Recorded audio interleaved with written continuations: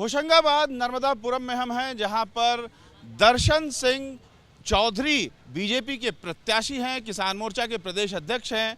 यहां बीजेपी के समर्थक हमारे साथ मौजूद हैं। क्यों दर्शन सिंह चौधरी को वोट जनता दे, इसके लिए आप लोग क्या कह रहे हैं जब जनता के बीच में जाते हैं? पहली बार भारतीय जनता पार्टी ने किसी कैडर बेस कार्यकर्ता को टिकट दी है और दर्शन जी का जन्म ही आंदोलन से हुआ है। दर्शन सिंह एक ऐसे, मैंने अभी जो सूची देखी है, भारतीय जनता पार्टी ने जो सूची जारी किया है, अन्य दलों ने जारी की है, देश के जो सर्वश्रेष्ठ पढ़े लिखे प्रत्याशी हैं उनमें माननीय दर्शन सिंह जी हैं। 5 विषय में पोस्ट ग्रेजुएट है, दर्शन शास्त्र से गोल्ड मेडलिस्ट हैं और किसानों के लिए अनेकों बार 7 बार जेल गए हैं। अनेकों संगठनों में संरक्षक के तौर पर उन्होंने काम किया है और अविवाहित रहते हुए ताउम्र अविवाहित रहते हुए समाज सेवा। यहाँ पर नर्मदापुरम में मुद्दे क्या हैं? नर्मदापुरम में मुद्दे विकास के मुद्दे हैं। विकास के मुद्दे पे काम हो रहा है और भारतीय जनता पार्टी की डबल इंजन की जो सरकार है, उन्होंने 10 साल में हर वर्ग के लिए काम किया है और उसी आधार पर दर्शन सिंह चौधरी 7.5 लाख मतों से जीतेंगे, ऐसा हम सब कार्यकर्ताओं का। मुद्दे क्या हैं? मुद्दे देखिए, हमारी भारतीय जनता पार्टी ने, माननीय प्रधानमंत्री जी ने किसानों के लिए निधि करी है। जो कोरोना काल में किसान लोग जो थे वो कुछ कर नहीं पा रहे थे, मतलब ना तो उनका रोजगार था ना किसानी हो रही थी, तो उनके लिए किसान निधि योजना लागू की। माननीय मुख्यमंत्री जी ने स्किल डेवलपमेंट लेके आए हैं अभी, जो युवाओं के लिए हैं कि भाई आप लोन लेकर और अपना स्किल डेवलप, उसके लिए ट्रेनिंग भी दी जा रही है। ट्रेनिंग में उनको पैसा भी मिलेगा, जो टाइम दे रहे हैं वो सीखेंगे, उसके बाद वो अपना रोजगार डेवलप कर सकते हैं। और रही विकास की बात, तो कांग्रेस के टाइम में हम जब भोपाल जाते थे तो हमको लगता था 2.5 से 3 घंटा, पर अभी आप भी भोपाल से आए होगे तो मुश्किल से 1.5 घंटे में आप आ गए होगे। फुल लेन की व्यवस्था भारतीय जनता पार्टी ने की है। गांव-गांव सड़क बना दी है, पूरे गांव सड़क अपने मेन सड़क से जुड़ गए हैं। मतलब जहां पर पहले होशंगाबाद में मकान किराए से नहीं मिलते थे, क्योंकि गांव का आदमी होशंगाबाद में जून से मकान ढूंढना चालू करता था बच्चों को, पर आज की डेट में बस जाती है उनके यहाँ पर और बस जो है बच्चों को घर से लेकर स्कूल तक आती है। ठीक है, कांग्रेस ये कह रही है कि बीजेपी खाली राम मंदिर और इस तरह के मुद्दों की बात कर रही है, जबकि हम लोग ज़मीनी बात कर रहे हैं, रोजगार आदि की बात कर रहे हैं। नहीं सर, ये एकदम गलत बात है। मैं प्राइवेट कंपनी में, दवाई की कंपनी में काम करता हूँ और अभी जो पीएम और सीएम की योजना चल रही है स्किल वाली, उसके तहत अभी एम फार्मा करने वाले 2 स्टूडेंट, एक सविया साइन मतलब अल्पसंख्यक है और एक ब्राह्मण समाज के, 2 लोगों को हमारी कंपनी रख रही है, उनको ट्रेनिंग दे रही है, जिसमें उनको 5,500 सैलरी वो दे रहे हैं, 5,500 गवर्नमेंट से मिल रहा है। उनकी पढ़ाई भी चल रही है, साथ में ट्रेनिंग भी चल रही है। बीजेपी ने अपना कैंडिडेट बदल दिया, 3 बार से जीत रही थी बीजेपी, कैंडिडेट बदल दिया। कैंडिडेट भारतीय जनता पार्टी ने एक ज़मीनी कार्यकर्ता को टिकट दी है। वो टिकट की बात है कि दर्शन भैया ऐसे कैंडिडेट है भारतीय जनता पार्टी के, किसानों की हर समस्या, हर आंदोलन, छोटे छोटे आंदोलन ने किसानों के लिए आंदोलन की है।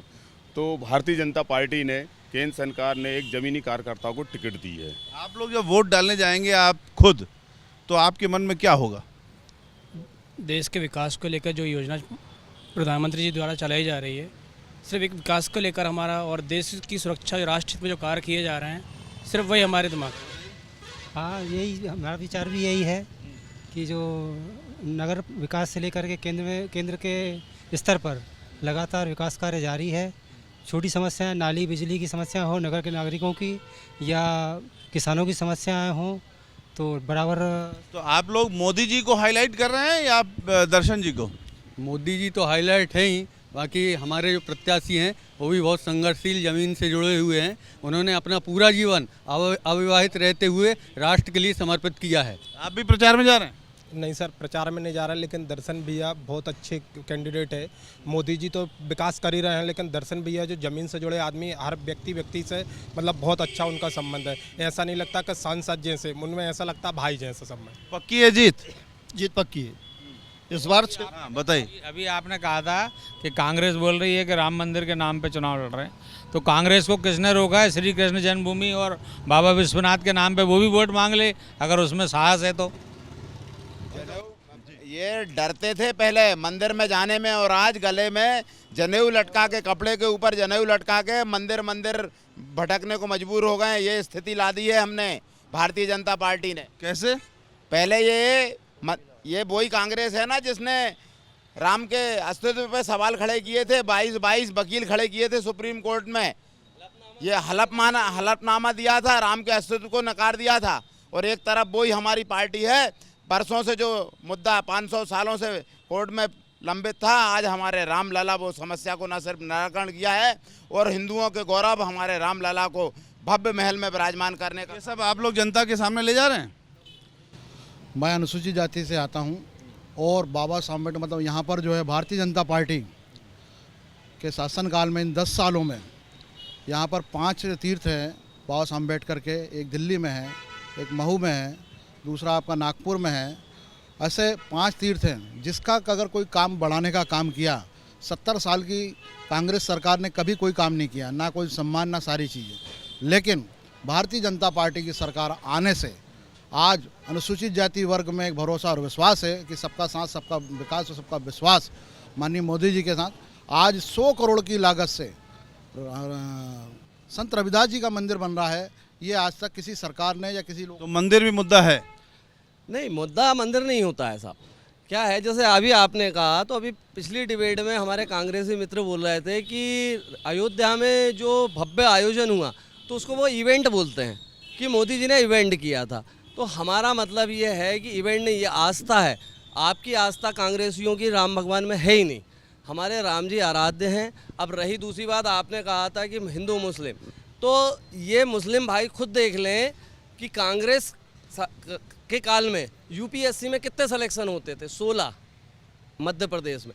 आज आप देखेंगे 2024 का जो रिजल्ट आया है उसमें 51 मुस्लिम लोगों को पास हुए हैं।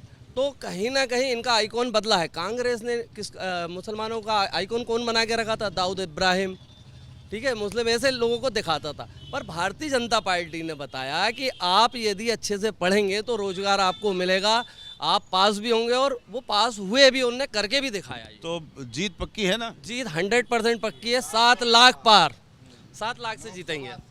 कैमरामैन रवीश पांडे के साथ रविकांत, एबीपी न्यूज़, होशंगाबाद, नर्मदापुरम।